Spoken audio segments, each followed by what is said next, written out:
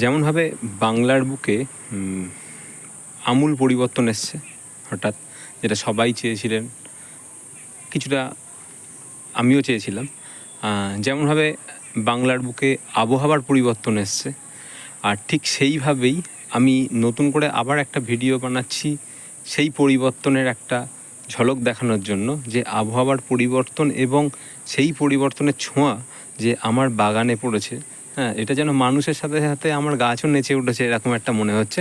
এটা দ্বিতীয় সেটিংয়ের ফলন। নমস্কার, আমি সুদীপ্ত দাস, আর আপনারা দেখছেন দীপ্তস গার্ডেনিং ওয়ার্ল্ড।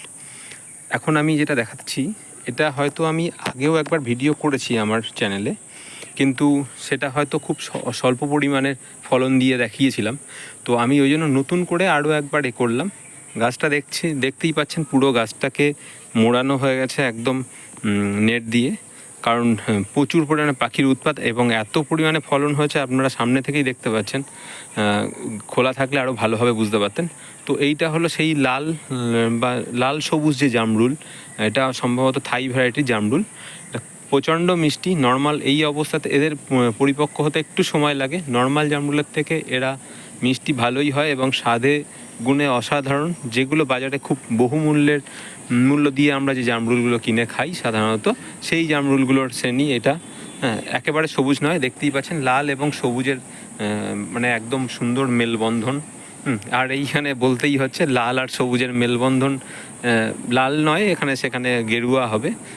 তো গেরুয়া আর সবুজের মেলবন্ধন, বাংলায় যে ছোঁয়া, সেই ছোঁয়ার গাছ আজকে আমার বাগানে ফুলে ভরপুর। এই গাছটাতে যদি আমি খুব ভুল না বলি, এই মুহূর্তে ফল পরিপূর্ণ না হয়েও কম করে 2 কিলো জামরুল এখানে হবে।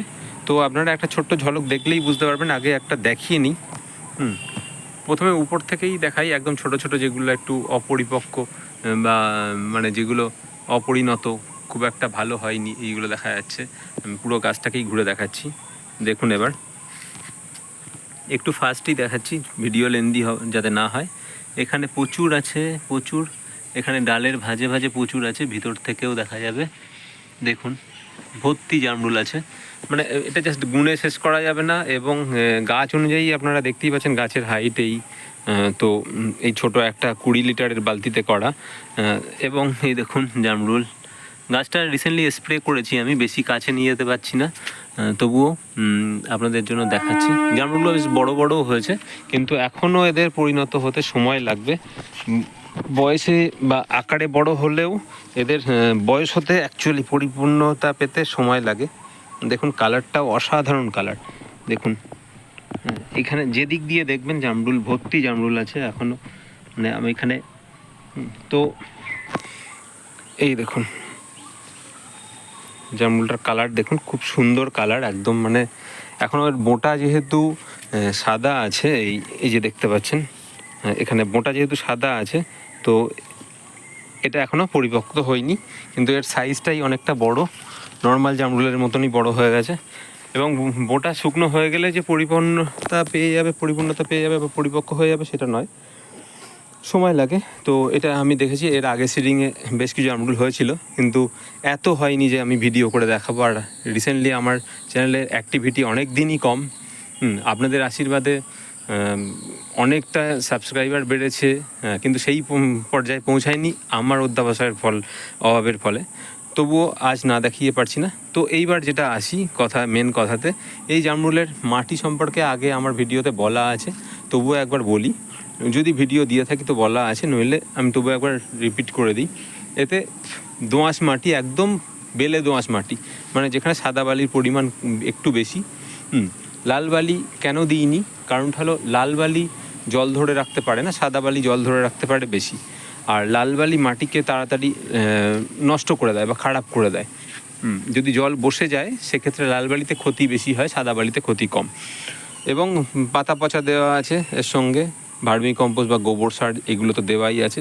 যেমন মাটি নর্মাল একদম গার্ডেন সয়েল তৈরি করতে গেলে, যে আমি এখানে জামরুলের ক্ষেত্রে যেটা ইউজ করেছি, একদম টোটালি 3:2 অনুপাতে হলো আপনার বালি এবং সাদা বালি, মাটি এবং সাদা বালি। 3 মাটি এবং 2 হলো সাদা বালি। আর তার সঙ্গে 2 ভাগ দিয়েছি আমি, 1 ভাগ দিয়েছি গোবর সার বা ভার্মি কম্পোস্ট, এবং হাড় গুঁড়ো বাকি জিনিসগুলো, পাতা পচা 1 ভাগ, এইভাবে দিয়ে মাটিটাকে পুরো সুন্দর উর্বর বানিয়েছি।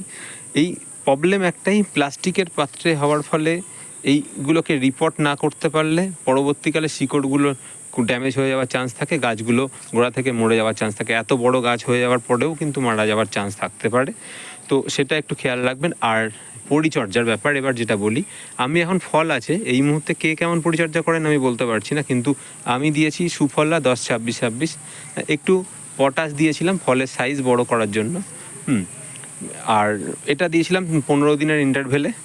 আর এই মুহূর্তে দুপুরবেলা 10-26-26 দেওয়া আছে। মাটিতে যেহেতু বর্ষাকাল এসে যাচ্ছে, এখনও পুরোপুরি পড়ে উঠিনি, তো আমি একটু বোরন দিয়েছিলাম। আর মাটির গুণাগুণ সঠিক বজায় রাখার জন্য মাঝে মধ্যে আমি হাড় গুঁড়ো উপর থেকে এবং খোল জল দিয়ে থাকি। এছাড়া যেটা রোগ প্রতিরোধ ক্ষমতার জন্য যেটা আমি ফাঙ্গিসাইড, সাব ফাঙ্গিসাইড এবং একটা যে কোনো একটা পেস্টিসাইড আপনারা নর্মালি ইউজ করতে পারেন যখন ফুল আসে বা কুঁড়ি আসে সেই সময়। এবং এইটা কুঁড়ি আসার সময়ের মোটামুটি 2 মাস আগে থাকতে মাসে 1 বার করে আমি সুপার সোনাটা 10 ফোঁটা 1 লিটার জলে দিয়ে স্প্রে করি। আর পিজিআর হিসাবে স্প্রে করি, সেটা হলো এখনও যেটা পিজিআরটাই স্প্রে করা আছে, এবং সুপার সোনাটা আবারও দিয়েছি।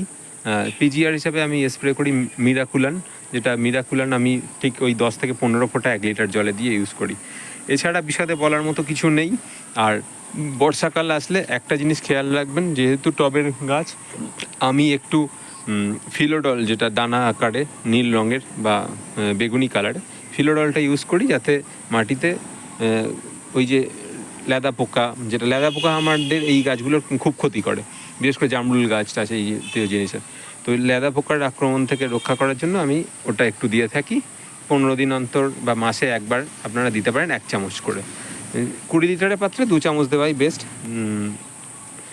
তো এই পর্যন্তই, আপনারা এইভাবেই আশীর্বাদ করবেন, ভালোবাসা দিয়ে পাশে থাকবেন। ভিডিও লেন্দি না করে এখানেই শেষ করছি। নমস্কার, ভালো থাকবেন, সুস্থ থাকবেন, আবার দেখা হয় পরের একটি ভিডিওতে।